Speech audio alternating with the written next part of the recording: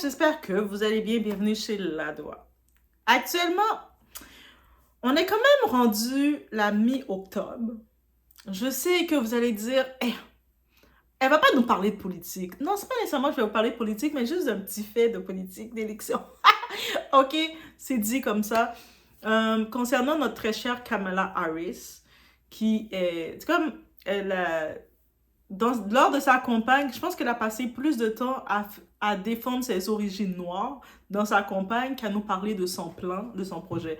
Et je pense que si elle aurait fait un peu le contraire, parler plus un peu de c'est quoi qu'elle va donner à la communauté, pas juste noire, mais la communauté américaine, c'est quoi son plan pour le pays, elle aurait peut-être eu plus de votes que d'essayer de faire des campagnes pour dire qu'elle était noire, pour avoir le vote noir. Parce que je pense qu'on est rendu dans une ère que justement, ceux qui votent maintenant, on ne le fait plus comme nos parents, nos grands-parents, où ce que eux, quand ils votaient, ils disaient « Ah, il a la même couleur de peau que moi, je vais voter pour lui. » On fait plus ça. Maintenant, on dit c'est quoi ton plan. Mais ton plan que tu m'offres a rien à voir avec ce que je veux. Right?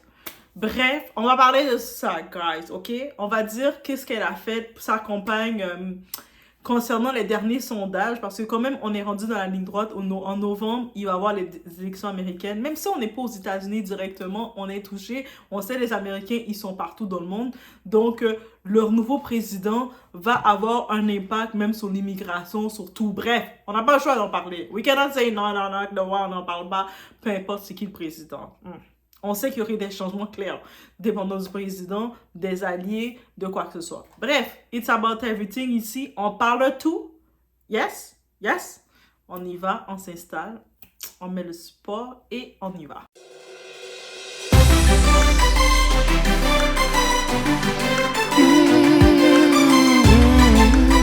Je ne vais pas prétendre faire quelque chose qui ne profiterait qu'aux Noirs. Ce qui est d'une famille noire bénéficie à toute la communauté et la société. Dans notre pays, on a eu plus de 200 ans d'esclavage, puis Jim Crow pendant presque un siècle. Ça a laissé une ségrégation et discrimination qui, bien qu'illégale, persiste et freine le progrès. On voit des inégalités dans le logement, l'éducation et les revenus. Il faut reconnaître que tout le monde n'a pas démarré sur un pied d'égalité dans ce pays. Et en particulier, pas les Noirs. On doit le reconnaître et agir pour donner un coup de pouce. C'est pourquoi je propose un crédit d'impôt pour les familles gagnant 100 000 $ ou moins. Soutenez-vous les réparations pour les Noirs. Dans sa campagne, il y a une petite partie, on sait que quand il a commencé, au début c'était Joe Biden, mais Joe Biden est devenu âgé. Il commence à plus se ressentir. Il était déjà très âgé quand il était en 2020, quand il était président. Il avait déjà dépassé les 70 ans. Là, il est rendu dans les 80 et puis sa main fait comme ça. Il peut plus se tenir. Ça l'a épuisé. Être président, être responsable de tout un pays, ça épuise. Même quand t'es pas responsable de tout un pays, on te met plus de responsabilités, ça t'épuise, ça te vieillit, ça te fatigue. Imagine maintenant t'es responsable de tout un pays avec tout ce qui arrive dedans. Et donc, ça l'a fait faire un coup de vieux et puis il s'est dit, ah non, je peux plus. Je peux plus. Comme, il me reste plus beaucoup de temps là. Je vais passer le reste de mon temps, ma petite retraite tranquille, aller faire la pêche et puis manger mon petit poisson, mon petit homard, et puis boire mon petit thé chaud. C'est bon, c'est bon. Et puis on le comprend. Donc il a cédé la place qui était sa vice-présidence, Kamala Harris. Et techniquement, on se disait, mais tout semble être parfait pour elle. Elle arrive comme femme de couleur. Donc je sais qu'elle a des origines qui semblent créer une divergence pour beaucoup, parce que son père est de la Jamaïque. Et on sait les Antilles, c'est quoi? Tu sais, quand les Antillais, vous aimez ça, dire « Ah, l'Antillais n'est pas complètement noir ou si. » Mais son père est quand même jamaïcain, ok? D'originaire de la Jamaïque. Peu importe l'issue de son métissage de la Jamaïque, les Antilles, dès qu'on dit Antillais, il faut s'attendre à ce qu'on est mélangé. Dans notre tête, on est mélangé déjà comme Antillais. Mais là, maintenant, qu'on rajoute tout Ouais, je sais. J'envoie des balles à nous, les Antillais. On est mélangés. Donc, on cherche nos ethnies. Mais on sait que son père, tu sais, il n'y a rien à dire. Il est Antillais, il est né en Jamaïque, il a grandi là, elle connaît ses origines là.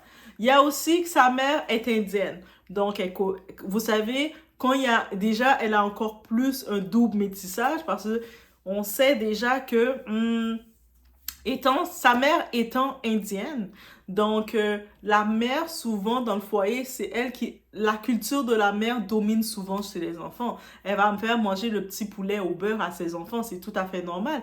C'est toujours la culture, c'est-à-dire vous faites un enfant avec une autre culture, la culture de la femme qui reste, qui est à la base celle qui est plus avec les enfants, va venir en premier, va, va se prendre chez l'enfant en premier. Et si le père est présent, ici, il est capable, il est présent assez pour amener sa culture, on va voir la culture du père. Mais la culture de la mère est toujours dominante. Donc, jusque-là, on s'entend, on accepte que oui, elle est issue d'un mélange. Elle est donc indienne, antillaise, caribéenne. Donc, on s'entend sur ce. C'est sûr que oui, elle semble avoir montré quand même qu'elle était très proche des Indiens et quand elle avait été élue vice-présidente en 2020, elle avait quand même, elle s'était présentée comme étant la première femme indienne à être vice-présidente des États-Unis. Elle s'est présentée comme la première femme noire. Et je pense que c'est là que la communauté noire a été un petit peu piquée. Mais ils l'ont noté. Et pendant tous les 4 ans que Joe Biden était au pouvoir, donc elle était la vice-présidente, et on sait, Joe Biden, il a passé plus de temps couché dans son lit en train de prendre ses affaires-là, pour prendre des forces, ses vitamines, il était couché pour laisser ses forces. Donc c'est elle un peu comme vice-présidente qui gérait déjà le pays. Il n'y aurait pas de changement. Ce qu'on voit les États-Unis commencer, elle au pouvoir, elle va juste continuer ce qui est déjà fait. On s'entend sur ce. Là, maintenant, on a vu qu'elle a fait beaucoup d'ouvertures justement pour sa communauté indienne et c'est correct, ça fait partie d'elle, de sa famille, de ceux qu'elle connaît. On s'entend. Par contre, dès qu'elle était officiellement à la course pour être présidente du Parti démocrate, elle sait que c'est important aux États-Unis d'avoir le vote noir. Et puis, beaucoup de politiciens, dont des Obama et j'en passe, surtout dans le Parti démocrate, ils sont très forts pour aller chercher le vote noir.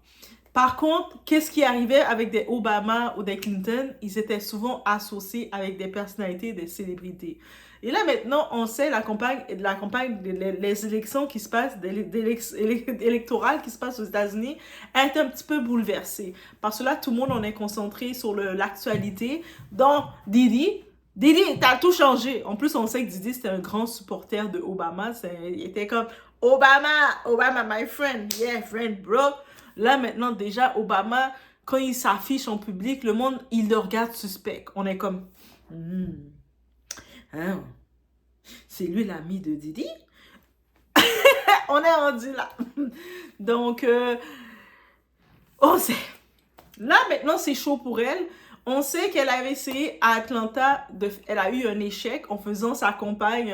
Vous savez, quand elle faisait les rallyes, ils vont dans différentes villes. Elle est allée à Atlanta. Et puis, pour parler de sa campagne, pour assembler la communauté noire, elle a décidé de faire venir Megan Thee Stallion. C'est pas un problème de faire venir une chanteuse, une artiste qui vient ajouter de la valeur ajoutée à ta campagne. Mais tu dois quand même parler de ton plan. Et le problème avec Kamala Harris, elle a passé plus de temps soit à rentrer dans les échanges avec Trump pour le piquer.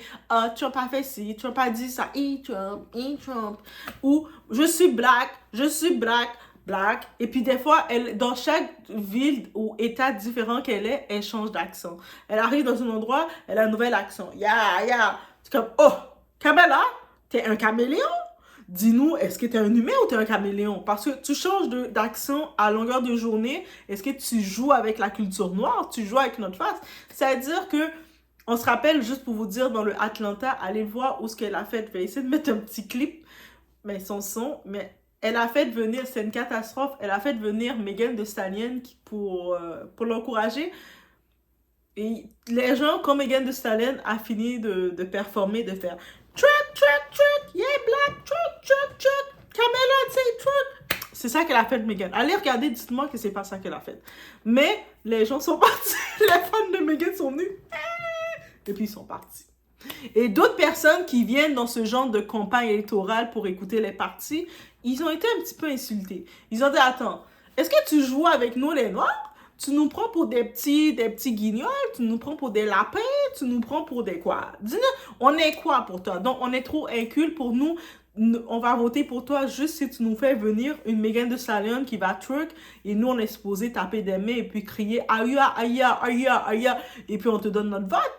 On veut plus que ça. Surtout qu'il y a une nouvelle, les blacks réveillés, on appelle les woke en tant que tels, ils ont dit non, on va pas voter pour toi parce que t'es noir ou t'es brune ou peu importe, on s'en fout. Oui, t'es noir, tu représentes une femme, mais tu nous as pas convaincus et dans ton plan que tu nous présentes, c'est il n'y a rien qui nous avantage, il n'y a rien pour nous. On ne veut pas voter juste parce que la couleur de peau. Et ça, c'est un changement qui se fait aux États-Unis parce qu'on sait que beaucoup de politiciens, quand ils veulent avoir le vote ethnique, le vote des cultures, qu'est-ce qu'ils font? Ils viennent jouer le jeu. C'est là qu'ils vont venir dans votre quartier, faire semblant, donner la main. Hey, yo, God, you. Allah, vous savez, ils sont comme ça, les politiciens. Et là, ils commencent à être énervés. Il y en a qui sont énervés. Et dans les sondages, ça commence à se faire sentir. Et là, elle pointe du doigt les hommes noirs. Vous, les hommes noirs, c'est votre faute si Kamala passe pas. Qui est venu dire ça? Votre très cher ami Obama. Obama, t'as déjà des problèmes à cause de ton ami qui est en prison, là, puis Didi. Là, toi, tu viens gâter la compagne de ta consoeur. Parce qu'on sait qu'elle passe, Obama va être derrière pour l'aider. Parce que à quelle compétence qu'elle va pouvoir le faire tout. Bref, I say what I said. Donc là, maintenant, la partie drôle. Est-ce qu'il y a une partie drôle? Ah, je sais pas. Peut-être qu'à un moment, un d'entre nous, on va rire ensemble. C'était drôle. Mais la partie, l'ironie, on va dire, de tout ça. L'ironie de tout ça. Elle a sorti son plan express pour attirer les hommes noirs. Un plan pour attirer les hommes noirs. Elle a dit, OK, je vais débloquer, combien? Je pense que c'est 15 millions. Je vais débloquer 15 millions pour l'entrepreneuriat. Ah, c'est intéressant, ça veut dire, elle va investir cet argent pour qu'ils puissent les encourager à faire pour les petites entreprises. Quand tu veux enregistrer ta petite entreprise, faire de l'argent. Et où est-ce qu'elle va? C'est pas n'importe quel entrepreneuriat qu'elle va les permettre de faire. Pour vendre la marijuana. Pour vendre, je sais que c'est légalisé dans déjà plusieurs États, mais là, elle veut le rendre légal dans tout le pays. Actuellement, les voisins du Nord, on a pris le devant depuis un bon moment. Ça fait changement pour nous, le Canada. Pour une fois qu'on a pris de l'avance sur les États-Unis, nous, on peut dire Trudeau nous a déjà légalisé. Peace. Oh my God. On peut-tu dire ça, nous, les Canadiens, pour une fois qu'on a pris de l'avance? Mais, par contre, le truc, je me dis, est-ce qu'ils ont besoin de ça maintenant? En plus, l'ironie dans tout ça, la partie que j'ai trouvée ironique dans ce plan-là, elle a dit...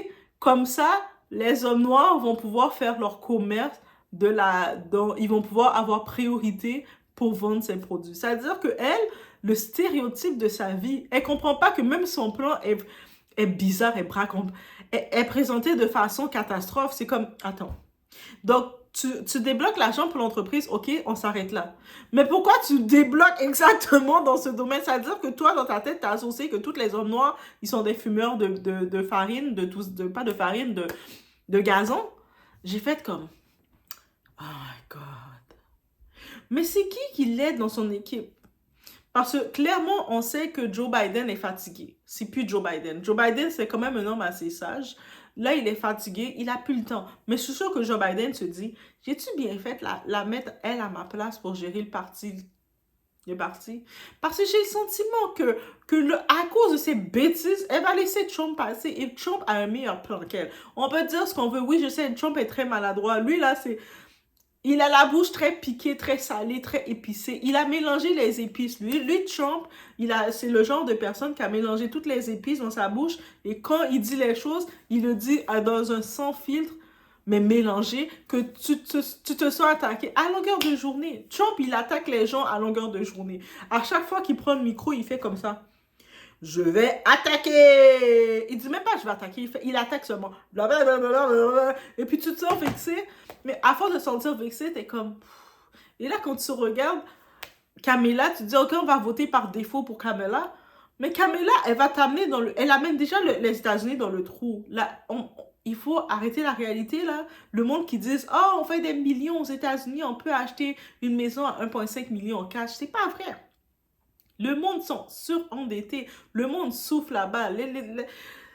Que ce soit dans les loyers, les prix des loyers, les crises des logements qu'il y a dans les quartiers, que ce soit le taux de criminalité, que ce soit tout, ça va pas bien.